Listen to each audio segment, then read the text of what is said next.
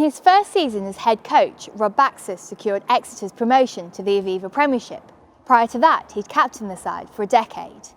You'll be hard-pressed to find anybody that isn't impressed by Exeter's evolution over the past few seasons. And we're here with Ricoh today to talk to Rob about how the club have developed and what's to come for the rest of the Aviva Premiership season.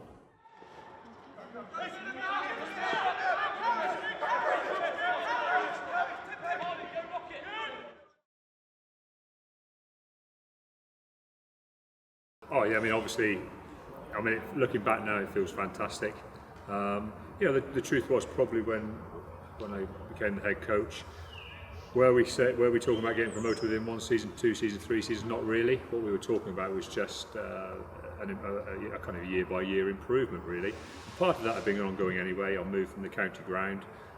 In the time I was a player, we went from being in the 3rd division to the 4th division, and back to 3rd, the 2nd, into the championship. So we've kind of been on an upward curve a little bit. We're probably, I wasn't say stagnated in the championship, but we've probably got a couple of things wrong in the championship where we weren't quite as competitive as we wanted to be, hence some changes were made. And I think in that first year, obviously a big influence was Aviva coming in. We recruited a couple of influential players. The format, crucially the format of the championship changed a little bit to an extended playoff format. So we didn't have to finish top. And I think what we did really well in that first year was we used that format massively to our advantage. We were a good side. We went 13 games unbeaten at the start of the season, so we went right through half the programme unbeaten anyway. So we were a good side, but we definitely focused on the format helping us. So we added in a pre-season over the Christmas period with a focus on being as good as we could at the end. And I think ultimately that dragged us through a tough few pool games at the end of that season. And we were in fine fettle by the time we played Bristol. And I think the truth is we had everything to win. In that final, we had everything to win, and that's how we played. And probably the pressure was on Bristol a little bit that they had the non-bounce straight back into Premiership to lose, and that pressure definitely helped us. And we performed really well in the 2 legs of the final. And I have to say, even when I look back at a lot of Premiership games, the first leg of the final here at Sandy Park, which is a really tight fought affair, was one of the most physical games I've ever seen. Even now, when I look at some Premiership games, I don't think they're as physical. And I think ultimately that was the deciding factor for us, because I think we knew we could win after that game, and we went to Bristol with a lot of confidence and won quite well in the end. And really since then we haven't really changed too much what our focus has been. It's always been about gradual improvement. And that first year in the Championship was about being a better team and working hard to improve our own players, and we kept that up. We didn't try to drastically change the squad with masses of recruitment. We focused very much on working with what we had, and primarily because we thought really at the time that the most important thing was for us to be really fit. We probably were never going to have the talent in the first 2 or 3 years of the top Premiership sides, but we could certainly train us hard through the summer periods, and we could get those foundation elements in place. And I think that was probably crucial to our success in the early couple of seasons, was that we didn't lose faith with the people we had. We appreciated their abilities, and the fact we had them here meant we could work very hard with them. And I think that meant we went in the Premiership as being able to compete on the fitness front. And ultimately I think that saw us through a few fixtures that surprised a few Premiership sides, because not everything went well, but we were prepared to keep the ball on the pitch and try and play and try and score tries and play with some adventure, because we felt that suited us to actually use our physical capabilities. And ultimately that in those early years that won us enough games, and it allowed us time to keep developing our game, slowly improve the squad, and crucially give players who were with us experience in the Premiership. Because there's no doubt that a Championship player who plays in the Premiership becomes a better player, and we saw that with a lot of our guys. And of course during that time, Aviva, who came in our first year in the Championship, worked extremely hard on our attacking game, the qualities the players had, their individual skills, and really our game and the way we attack and the way we play is really still based in those early years of 6-7 years ago. That's what it's based around. It's based around a blueprint that Ali started then, and he's kind of tinkered with and played with and improved over the season. So when a lot of people say we've changed as a side and that we're scoring more tries now or whatever, we've not really changed in our fundamentals or our principles, but we've just got better at it, and that's what time gives you, and sticking to what you believe, that's what you can achieve. I think for me personally, and we talk about it a lot as coaches, is to believe what you see with your own eyes. So obviously, before we even worry about talking to, a lot of people talk about what we bring good characters here, well I think we do, but I think we judge an awful lot of their character on what we see with our own eyes when they play. And I think once you get used to watching a lot of rugby, once you get used to looking at your own players a lot and in great detail, you actually see a lot of qualities. You know, you'll see if a guy's prepared to get off the floor when he's tired. You'll see if a guy will chase a kick flat out at the end of the game as well as the start of the game. You'll see that, you know, when a team is struggling, who will stand up and keep playing. You'll see the guys who get petulant and fall out with the referee. You can judge an awful lot about their character just by watching them in detail in the game, and often that just gives you the foundations then for whatever interview, however you want to run an interview. You know, if you can challenge someone on their actions on the field, that's far more powerful than really just having a chat saying and trying to work out their qualities then, because you have to have some basis on what you're seeing, and I think believing what you see with your own eyes and making that the foundation of why you recruit somebody, and seeing that there's a role they can fill at the club. Because I think undoubtedly, you know, not every recruit we've made has been perfect and come through in the first team and been a dominant player for us, but the majority of them, whether they've been in the first team or in the squad, have filled a role for us, and I think that's the important thing. That allows a player to flourish and gives them a sense of belonging. So, you know, there's not, in my opinion, there's not a lot of point of recruiting someone just because they're a good player. You know, there has to be a role here in some way for them in the side or in the squad. And some of that will be down to character, but most of that will be down to their playing ability and how they play and the balance they give you.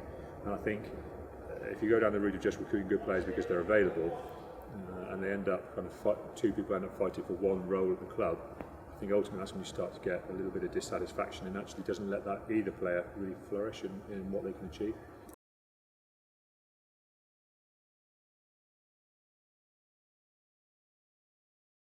Well, I wouldn't quite say I was a successful player as these lads out here now. I mean, obviously I'd played majority of my rugby in the Championship and in other leagues or whatever. And I think probably what you learn when that's your playing career is that you don't know everything, and that there's a lot of tough things ahead of you, and there's a lot of things you need to get better at, and there's a lot of things that other people can do that you can't. And I think being very open-minded about looking at what other people do and not, you know, and not being afraid to know you can get things wrong is quite important. I think captaining the side was good for me as regarded my coaching career, because, you know, everyone's aware that several years ago a captain's role was different to what it is now. You know, there was a bigger role within the club. Sometimes it involved selection roles or having an input on training, and a bit more probably involved off the field as well in what was expected of you. And I think those are quite good foundations for early years in coaching, and I kind of drew on that quite a lot. What you call, I suppose, your experience of talking to a team and working with a team and trying to bring the best out of people. And I think that was quite important for me. And I think other than that, it's just having a bit of self-belief and backing yourself at times, because, you know, ultimately, I think that's what we did very well in the Premiership. When we first came into the Premiership, we didn't try and be like Leicester, we didn't try and be like Harlequins, we didn't try and change every week depending on who we'd played. We actually had a bit of self-belief and a bit of confidence that we were quite happy to be ourselves. And I know people talk about the Exeter culture. Well, the Exeter culture really is that we're comfortable to be ourselves, and, you know, most of the players here are very different. They're full of different. They're all different characters, but actually we like to think we encourage them to be themselves, and that's one of our big strengths.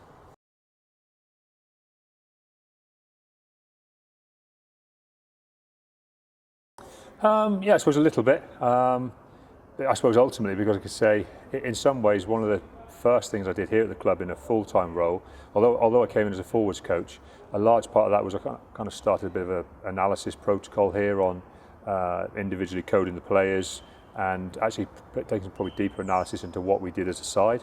And I found that very kind of instructive in a lot of ways, because I still think that knowing your own players, knowing your own team inside out is the key thing you have to be able to do as a head coach. That's the biggest weapon in your armoury.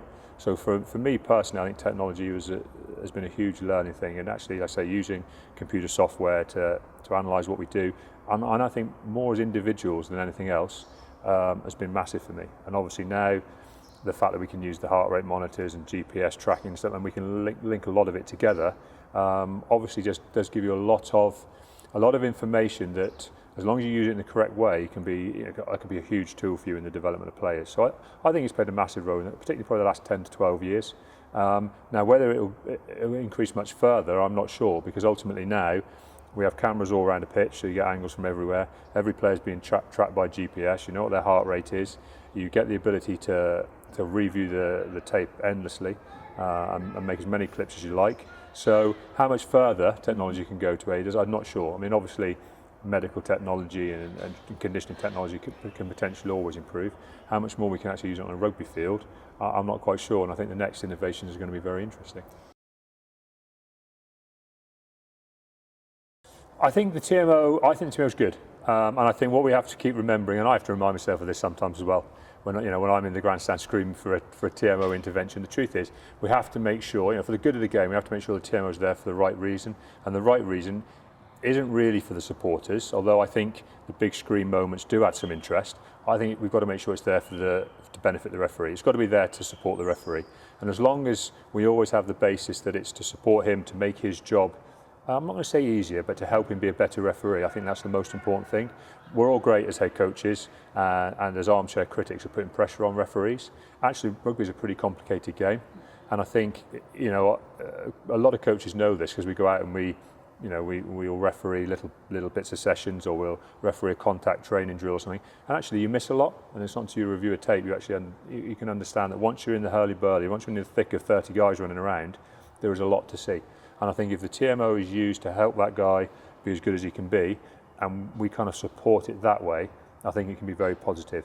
I think once we get carried away, and as I say, I've held my hand up at times, it can be frustrating, but I think ultimately when we all sit back in the cold light of day, if we were all asked honestly what would be the most important thing, it would be to make sure that the game was refereed to the highest standards it could be, and I think that then benefits everybody, and it allows the referees to genuinely get on with the game.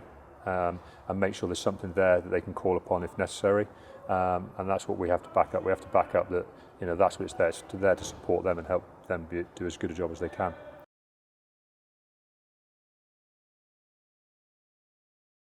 It's interesting for us because of probably the games we've lost, we potentially deserve to lose, and the games we've won, we've tended to get on the board pretty quickly, and there hasn't been too many single defining moments. But I think there was one game here, because it was a very close game against Harlequins before Christmas, a couple of months ago, where actually Harlequins played really well into a gale. And the truth is, it stands in my mind because there was a gale force wind blowing down the pitch, like 30-mile-hour wind, 40-mile-hour wind. It was an incredible, directly down the pitch. Harlequins played really well, and I think we went in having had a gale behind us with just a 2-point lead, 19-17 or something like that, and we scored a try into that gale, and ultimately those 7 points proved crucial, and we came through winning the game by a point or a couple of points.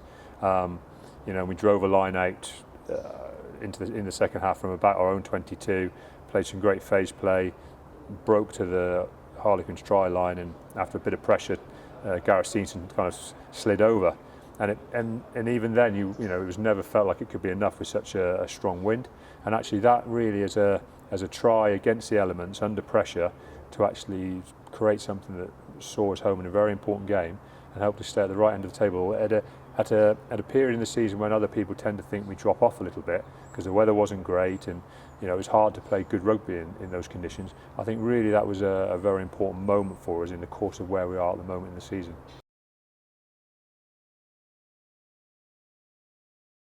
Oh, well, you would probably say yes. Second in the Premiership. We're into the second half of the season now.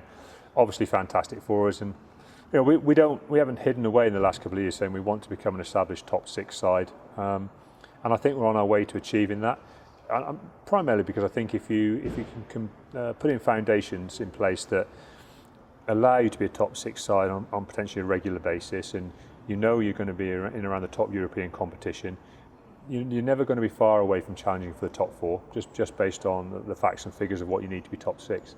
That allows you to retain your own players, have your own players wanting to be at a successful club, helps you recruit players, makes the crowd come in. I mean, here in Exeter, we're already talking about expanding our ground again, and we've only just finished one part of an expansion because we are bringing in sellout crowds. They like seeing top flight rugby, they like seeing good rugby, they like seeing us being at the top of the league, they like seeing us being in the Champions Cup. These are important things for us in our overall development.